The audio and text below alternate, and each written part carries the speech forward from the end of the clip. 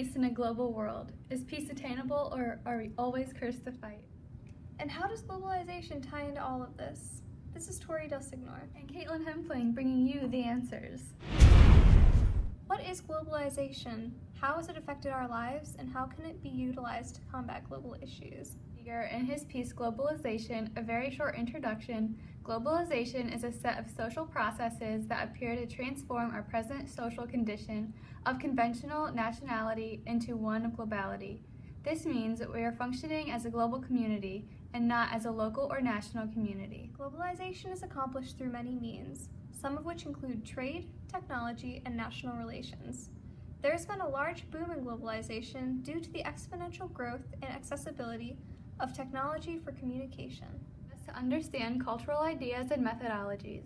By being aware, we can be respectful and communicate effectively. This communication allows us to solve conflicts before they blow out of proportion. By being able to communicate, we become aware of issues faster, which enables us to prevent potential conflict. An example of this is Pearl Harbor versus the Cuban Missile Crisis. We were not able to communicate with the Japanese forces effectively. We were not aware of any threat. Because of this lack of communication, we were not able to reach a compromise or prevent the tragedy that later unfolded. We were not prepared and we weren't on the same page. Many lives were lost due to this lack of communication. Because of technological advances, the Cuban Missile Crisis was barely avoided. This is a good example of what can be possible given better communication tactics. Despite the whole situation arising from a lack of communication, it was solved by a simple phone call. Many lives were saved, and a war prevented. We have only advanced farther. Media plays a large role in reporting and detecting possible threats and making them available to the public. This is a huge responsibility which is sometimes abused by some media sources. Where we get our information from makes a big difference in what we can offer as solutions. It seems that nowadays the media all too often presents skewed information that can blow an issue out of proportion and instill fear amongst the masses. In the right hands, media can be very effective, but it can also be a political device which misinforms the public. Again, making sure you get your information from valid sources is essential to developing an educated opinion on an issue. Media can be used to prevent terrorist attacks. Social networks such as Twitter, Facebook, and so on have been used to save lives. For example, a bomb threat was decoded and reported at The Ohio State University earlier this year. Fast action and rapid communication through social media prevented any casualties. We've also seen social media used to attack terrorists via the internet. Groups like Anonymous declaring cyber war on ISIS has compromised much of ISIS's information and internet security. Information like detailed attack plans and terrorist activity has been found and prevented. Because of how much violence and war we see in the media, it seems like the world is a terrible, violent place. However, it is the opposite. The world's violence has been on a steady decline for hundreds of years. Minus some incidents, the world has continued to become more peaceful and unified. We are currently in one of the most peaceful times in world history. This peaceful era has been accomplished largely from there being a well-educated populace. In part with the world being more peaceful, it is also the most educated it's ever been. Studies have shown that people who are more educated are less inclined to violence. They're able to think abstractly and try to reach mutually beneficial solutions. The development of intergovernmental organizations, or IGOs, has also impacted global peace. This is because IGOs nowadays are working together and making peaceful trade agreements versus invading and pillaging like in colonial times. This has led to a better global economy. Instead of bombing to get resources and destroying the environment by doing so, IGOs trade and compromise, which save lives and nature. We also save money by not spending it on resource invasion and extraction. Parts of the world that are involved in peaceful trade and compromise are largely in the global north. In the global south, we see many problems such as unemployment, large gender inequality, resource degradation, governmental corruption, dual economies, and poverty. It is shown that the presence of any or all of these issues lead to higher rates of violence. These people are not educated and they are left with very few solutions. In these countries with weak, corrupt, or failing governments, the public often turns to extreme political groups to create a big push towards changing the situation. Or these powerful groups can seize the government because that government isn't strong enough to fight back on its own. All too often, these groups are dictatorships or terrorist organizations. Groups like ISIS have exploited the failing state of their government to act out as their own governing force. ISIS uses powerful fear tactics and terrorism to push their agenda. They also actively use social media to bolster fear and support. The issue now is that ISIS isn't just in the Middle East.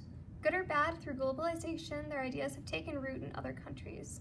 ISIS is becoming a global phenomenon. Places like Paris have just recently experienced a violent terrorist attack by ISIS. Excel is an international student here at BG.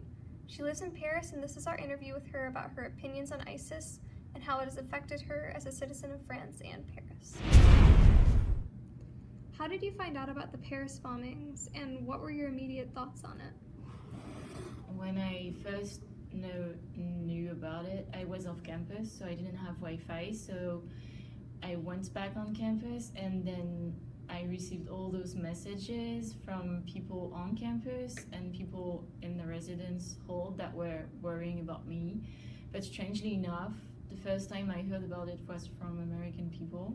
So someone just asked me, oh wow, there's something going on in Paris, I guess you know about it, but just to let you know, and is everything okay? And just, I was just back, so I was so overwhelming, and I just didn't know what it was about. So I went on the internet and tried to check about what was going on, and then I saw all the news like flowing, and it was very clumsy at the time, very weird, like no one had a real good overview on the events. So I just read that attacks were still going on, and it was happening in 3 different places. So it was too much to take on, like coming back like this, and it was weird because it was a news, but at the same time it was still happening, so it was not finished. So like the very first moment I realized it was something very, very tough is when I saw that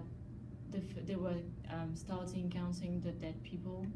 And at first the counting, when I learned about it, was about 40 people, and 40 is just like 1/3 of the number of people who actually died in the attacks. And at the time I thought it was already a huge number, because you don't hear every day about so many people dying in your city on a regular day of the month, like on a Friday night. So then I didn't think much about it, like in the sense of it was still going on, everyone was kind of panicking, we didn't know who it was or what was the reason. So it's been taking a long while before I could actually give it some real thought and kind of try to understand the whole picture. What was your opinion on the Paris bombings? I don't know if I have an opinion. I think that what happened in Paris could have happened anywhere else in the world, since this kind of terrorist attacks are being planned every day without us knowing, because governmental, let's say, people on the government in the state are trying to impeach those attacks to realize every day. But I think that some are going on in every countries, whether Western countries or Eastern countries. So I think that we got under the spotlight because it happened in France, but it could have been anywhere else. And so this is the tricky thing about those attacks. It's that, okay, it's France now, but maybe tomorrow it's going to be another country, and that's why everyone's so worrying right now about the topic, I guess. Do you know friends and family who were affected by this? And if so, then how? Actually, I do know someone who died in the attacks. It's weird because when everyone started asking me questions about is everyone okay in Paris, I was like, you know, we're more than 60 million people living in France, so the odds of actually me being hurt directly by the attacks the odds were very, very small. And actually I could live somewhere else than in Paris. So, and even in Paris we're several millions of people. But then the odds were so small, and it happened that, yeah, one of my former colleagues from L'Oréal, where I was doing an internship last year, died. It was working with me. We were working together actually, and we spent 6 months working together, and it was at Bataclan, you know, the concert room. and he got shot by in the attacks, and it was awful. Like when I found out it was just the Saturday after the attacks, and like I remember I was at the dining hall and I just saw this, like because it was from the same school as I am from, and so my school said something on Facebook. They wrote a status saying that Quentin Boulanger died in the attacks, and I was so shocked. And it was not even someone I knew personally. I've been working with him, but it was not a friend or a neighbor nor a relative, and I've been struck by this so violently that I can't even imagine what it must have been for his family. And I know he just got married, he was 29, and it gives me a shiver just thinking about this. But it's tough. Now I know that Le Monde, the famous newspaper in France, is writing every day a short notice on everyone who died. So they're currently working on this, and they've been publishing